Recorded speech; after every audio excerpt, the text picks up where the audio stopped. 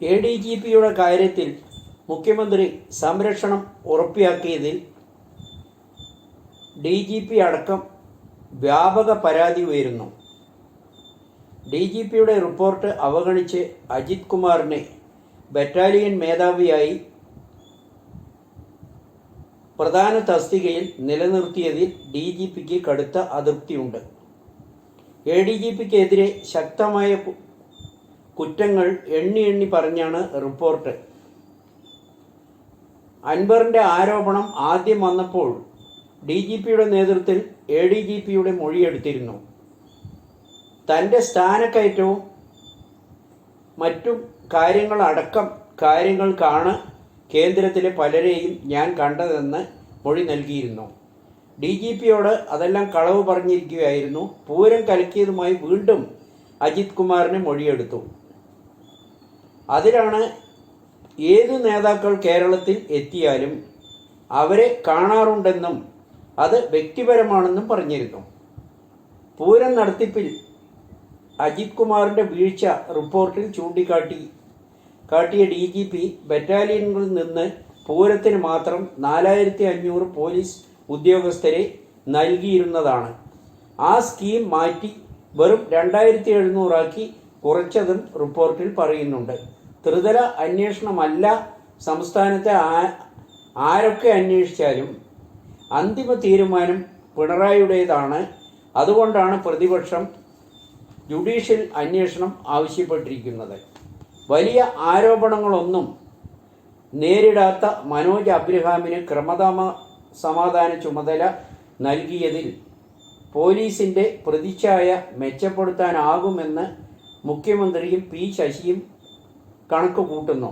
പക്ഷേ മനോജ് അബ്രഹാമിൻ്റെ ഇപ്പോഴുള്ള ഇമേജ് ഇല്ലാതാകുമെന്നാണ് അഭിപ്രായങ്ങൾ വരുന്നത്. മുഖ്യമന്ത്രിയുടെ മലപ്പുറം പരാമർശം വിശദീകരണം ആവശ്യപ്പെട്ട് ഗവർണർ ചീഫ് സെക്രട്ടറിയെയും DGPയെയും വിളിച്ചു വരുത്തിയിട്ടുണ്ട്. എങ്കിലും അവർ പോകില്ല എന്നാണ് അറിയാൻ കഴിയുന്നത്. മലപ്പുറം പരാമർശ വിവാദം അത്ര പെട്ടെന്ന് കെട്ടടങ്ങില്ല എന്ന് തന്നെയാണ് രാഷ്ട്രീയ നിരീക്ഷകർ വിലയിരുത്തുന്നത്. ലോക്സഭാ തെരഞ്ഞെടുപ്പിൽ തൃശ്ശൂരിലെ വോട്ടർമാർക്ക് തെറ്റ് പറ്റിയോ പശ്ചാത്താപമുണ്ടോ പരിശോധിക്കുന്നു.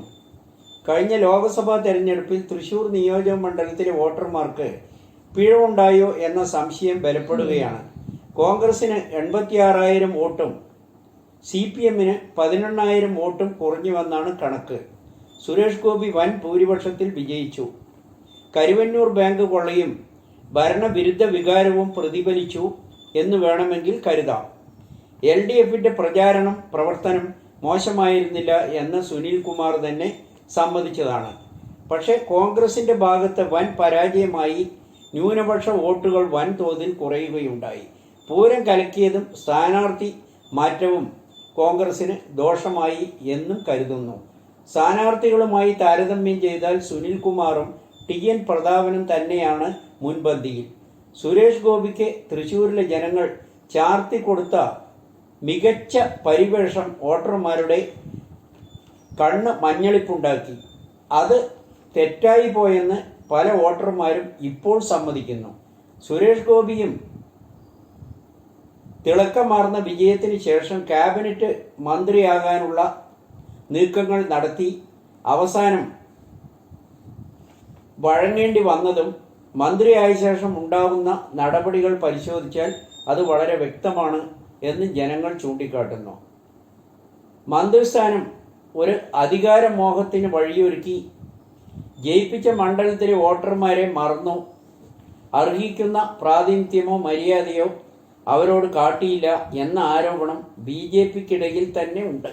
മാത്രമല്ല BJPയുടെ സഹായം കൊണ്ടല്ല ഞാൻ ജയിച്ചു കയറിയത്, തൻ്റെ ഇമേജ് കൊണ്ടാണെന്ന് പലപ്പോഴും സുരേഷ് ഗോപി ചൂണ്ടിക്കാട്ടിയതായും വോട്ടർമാർ പറയുന്നു.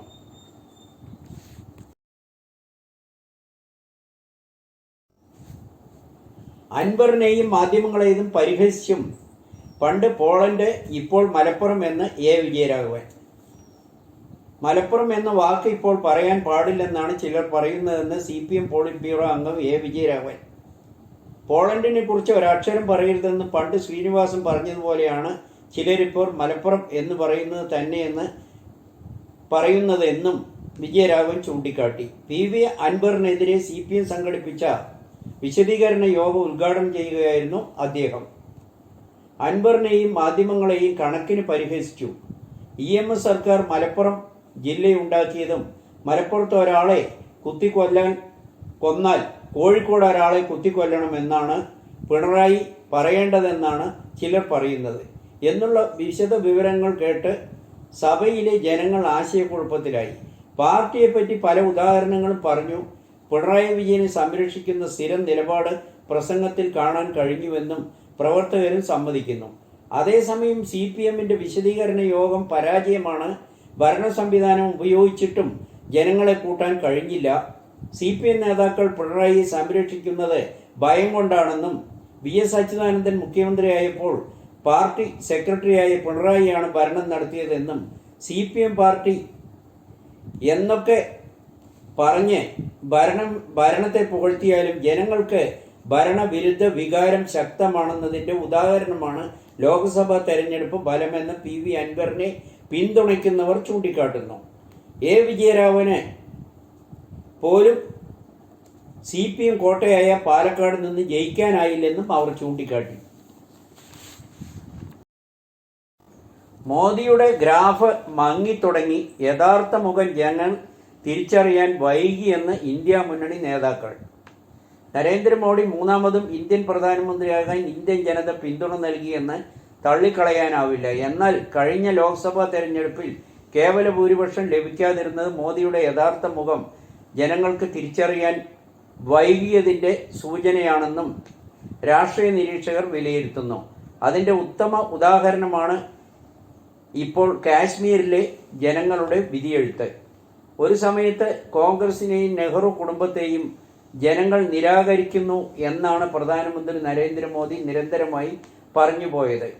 മാത്രമല്ല, കോൺഗ്രസ് കുടുംബത്തെയും കോൺഗ്രസിനെയും കഴിയാവുന്നത്ര ദ്രോഹിക്കുകയും രാഹുലിനെ, കേന്ദ്ര സർക്കാരിനെ, BJP പാർട്ടിയെയും സംവിധാനം ദുരുപയോഗം ചെയ്ത് കണക്കിന് ശിക്ഷിച്ചതും ഇന്ത്യൻ ജനത മറന്നിട്ടില്ല. അതിൻ്റെ എല്ലാം ഉള്ള തിരിച്ചടിയാണ് ലോക്സഭാ തിരഞ്ഞെടുപ്പിലും ഇപ്പോഴത്തെ കാശ്മീർ തിരഞ്ഞെടുപ്പിലും പ്രതിഫലിച്ചതെന്നും അവർ ചൂണ്ടിക്കാട്ടുന്നു. മോദിയുടെ പഴയ ചാണക്യ തന്ത്രങ്ങൾ കഴിഞ്ഞ ലോക്സഭാ തിരഞ്ഞെടുപ്പിലും വിജയിച്ചില്ല, ഇപ്പോൾ കാശ്മീരിലും വിജയിച്ചില്ല. ശ്രീരാമക്ഷേത്രം തൊട്ട് കന്യാകുമാരി ധ്യാനവും വൃഥാവായി എന്ന് വേണം കരുതാൻ. എന്തായാലും കൂട്ടുമന്ത്രിസഭ ഏറ്റുകൂട്ടിയാൽ മുഴച്ചു നിൽക്കും. നിതീഷ് കുമാറും ചന്ദ്രബാബു നായിഡുവും മോഡി ഭരണത്തിൻ്റെ ഡാമോക്ലീസിൻ്റെ വാള് തന്നെയാണെന്നാണ് നിരീക്ഷകർ ചൂണ്ടിക്കാട്ടുന്നത്. ഹരിയാനയിൽ മഹാ അത്ഭുതം. അമിത ആത്മവിശ്വാസത്തിൻ്റെയും അഹങ്കാരത്തിനുമുള്ള തിരിച്ചടിയാണ് കോൺഗ്രസിന് കിട്ടിയതെന്ന് വേണം കരുതാൻ. AAP വോട്ടുകൾ ഹരിയാനയിൽ കോൺഗ്രസിൻ്റെ അന്തകനായി. നിമിഷങ്ങൾ കൊണ്ട് ഫലങ്ങൾ മാറിമറിഞ്ഞ് കോൺഗ്രസിനെ അമ്പരപ്പിച്ചു. കോൺഗ്രസ് ഫൂഡയ്ക്ക് വഴങ്ങിയതാണ് വിനയായതെന്നും AAPയെ അവഗണിച്ച് തള്ളി നീക്കിയതാണ് വലിയ പരാജയത്തിന് കാരണമെന്നും ജനങ്ങൾ കണക്കുകൂട്ടുന്നു.